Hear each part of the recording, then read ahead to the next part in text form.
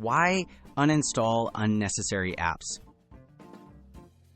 The previous user messages can clutter your Windows PC, slow down performance, and even reduce storage space. Removing these apps along with their leftover junk files helps your computer run smoother, frees up disk space. Using Windows settings to uninstall apps. To uninstall apps, open Settings, then go to Apps, Installed Apps, or Apps and Features, depending on your Windows version. Find the program you want to remove, select it, and click Uninstall. Follow the prompts to complete the process. This method works well for most standard applications. Removing leftover files and folders. Even after uninstalling, some files may remain.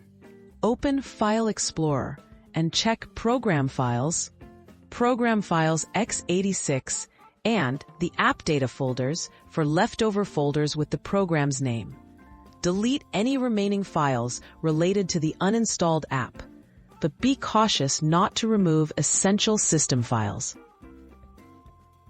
Using third-party uninstaller tools.